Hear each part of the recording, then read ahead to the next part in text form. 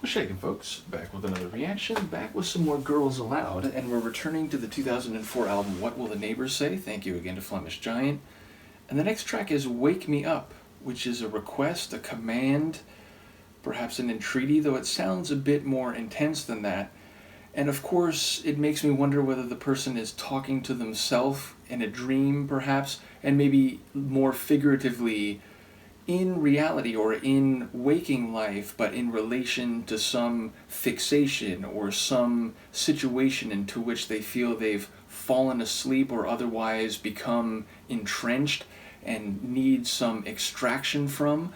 But of course, it could be literally talking to another person, although in that case, you don't tend to talk deliberately to other people while you are slumbering. So I would be more inclined to think it's figurative, the idea that wake me up, make me stop engaging in this destructive behavior, or wake me up, show me what's really happening here because I'm confused or I can't put the pieces together myself. So I'll see what I can catch on the first listen. This is Girls Aloud. The track is Wake Me Up, and it's from their 2004 album, What Will the Neighbours Say? Ooh.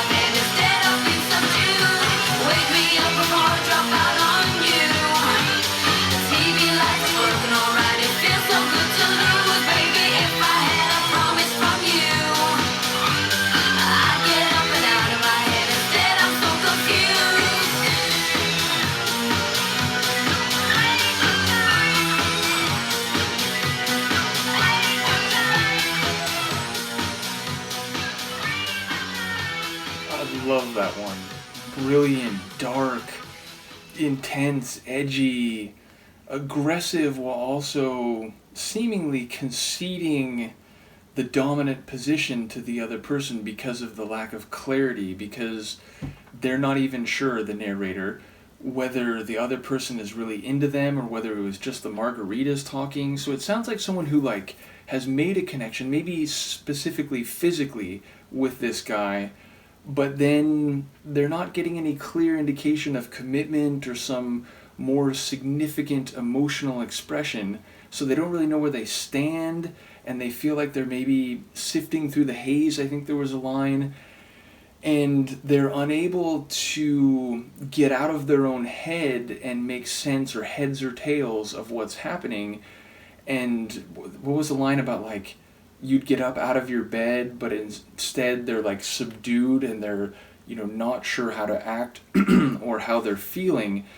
So it's almost like someone's beginning to lash out, beginning to demand some answers, and maybe feeling that the other person has been, was it shit? I don't know if that was actually the line. It was something about like head that came next, and those two words don't really rhyme, although you could bend them to rhyme together. So I wonder if she's saying like, I thought you were great, now I'm thinking that's not the case, and certainly you're opaque. You're not telling me much.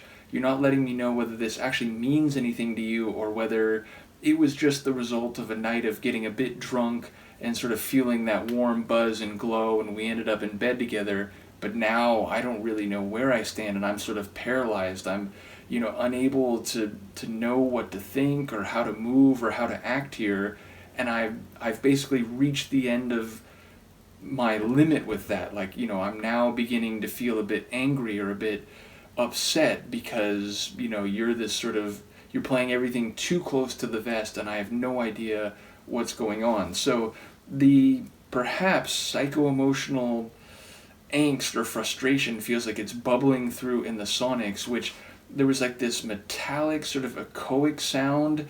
There was like this, what's the right word, like unsettling unease, like a bit of a stress to the sonics, and definitely a darkness, even as it was sort of a engaging and danceable like pop tune. So it felt like there was a lot of the psychology as I heard it on a first listen expressed through the sonics. So really, really enjoyed that one. Absolutely love the dynamic of the tune, even if I'm not fully sure of the narrative. So once again, shout out to Flemish Giant, as well as to both Phil and Mark, who've commented on a number of the Girls Aloud tunes thus far, or reactions to the tunes thus far. Let me know what you think, and I will see you next time.